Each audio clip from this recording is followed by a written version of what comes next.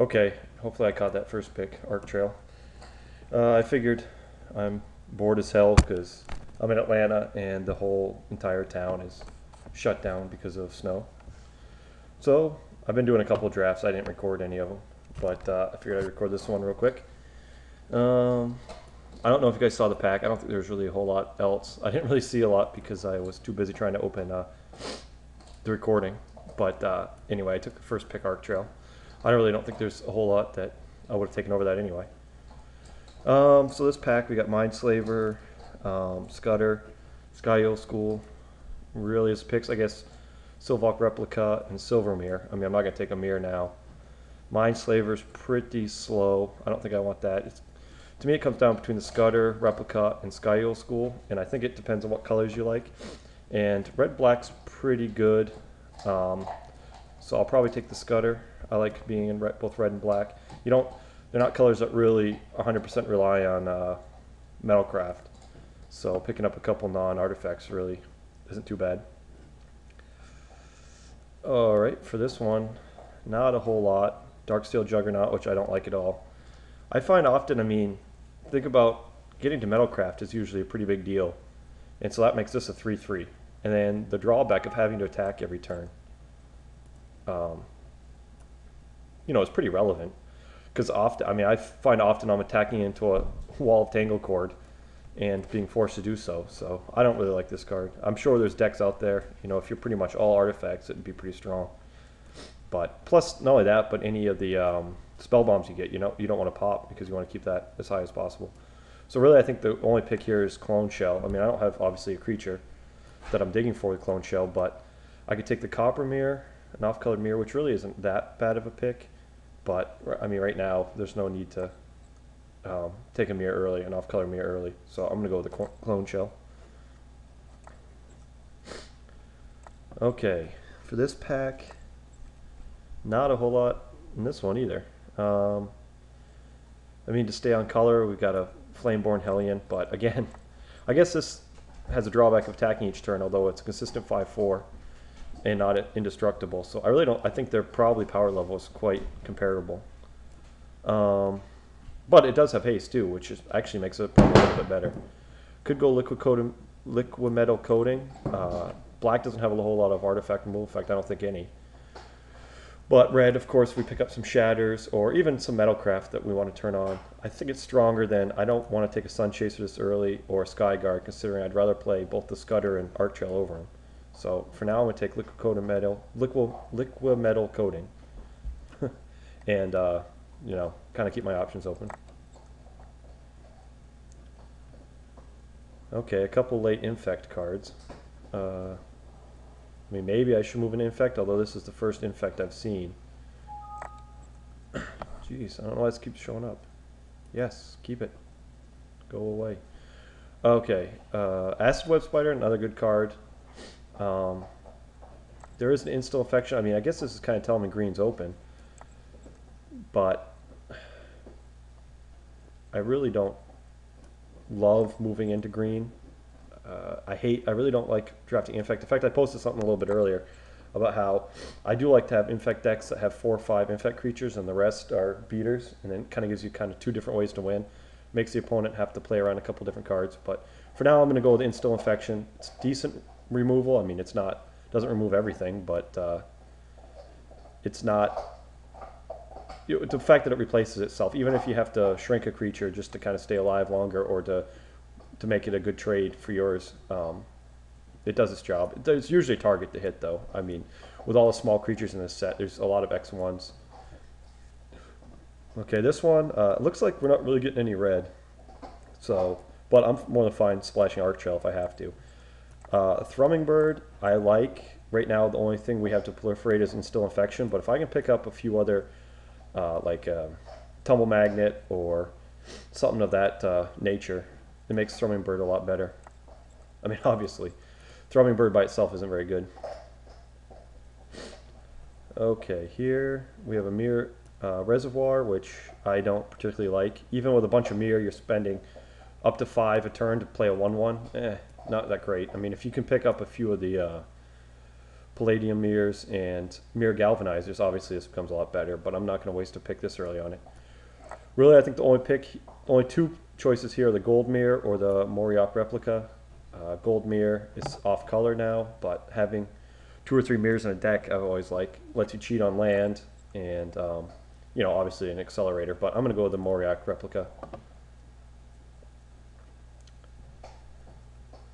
Okay, here we have another late infect card. Tells you a lot of fallen, although I'm not as big a fan as this.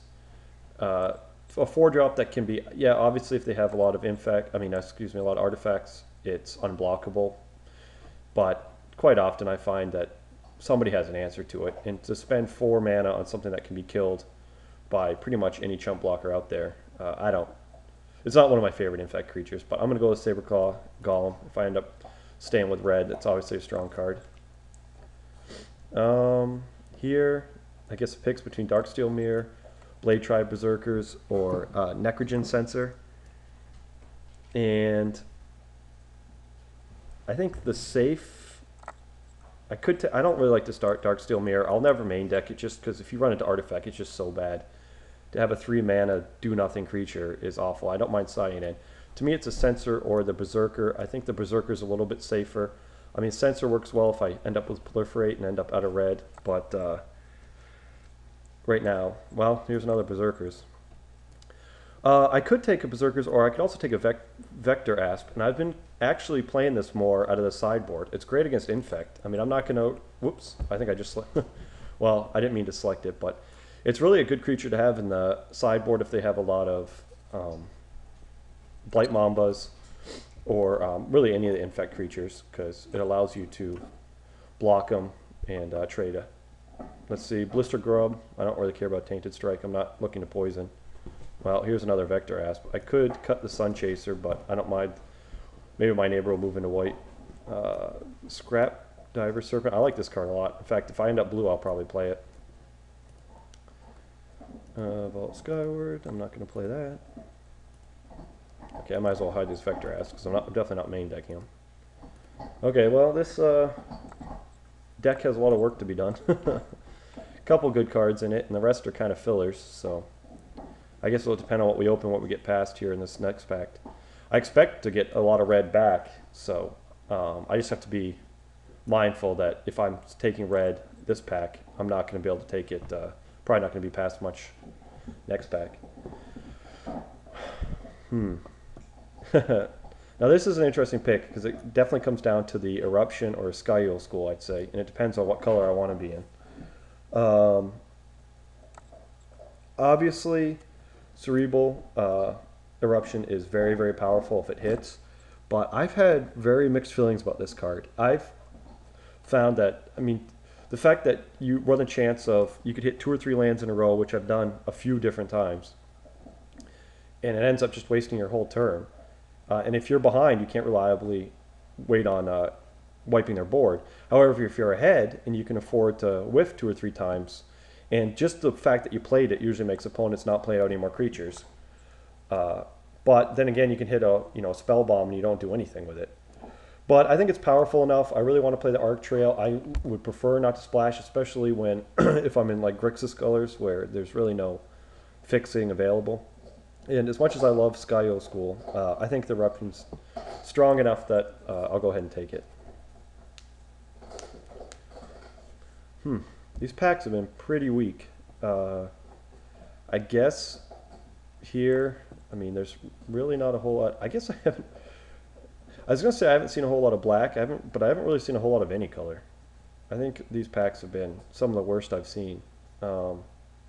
I really think the only card here to consider is Barrage Ogre. I mean, I could take a Warden, but I'm not going to take it, move into a 4th color. There's also a Mirror. Maybe the Mirror's to play. Let's see if I hide blue.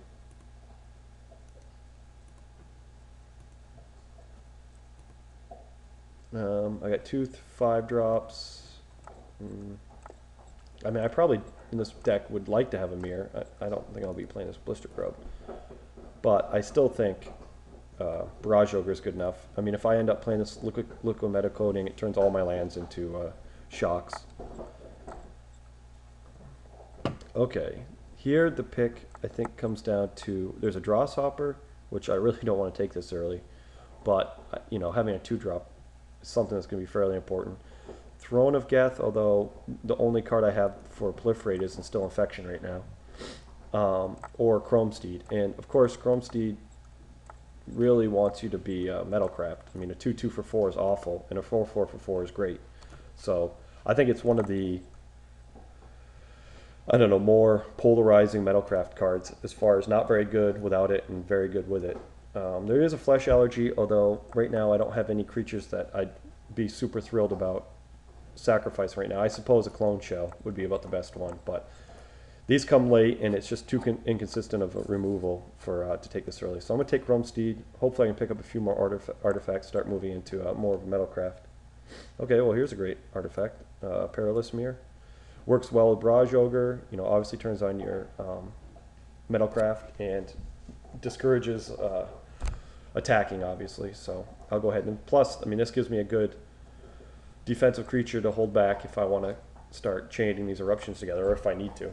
So I'll go ahead and take the Perilous Mirror.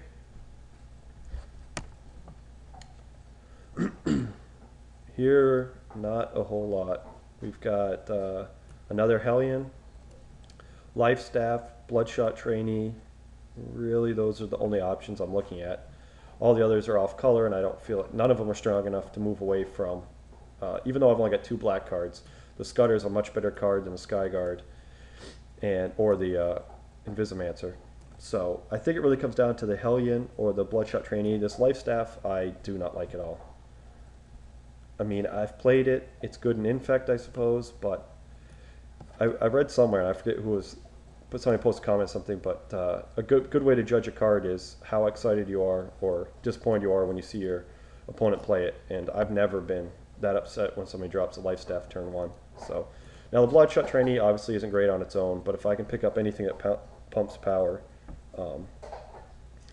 like a Grafted Exoskeleton. So obviously that's the pick, because that'll pump my Bloodshot Trainee.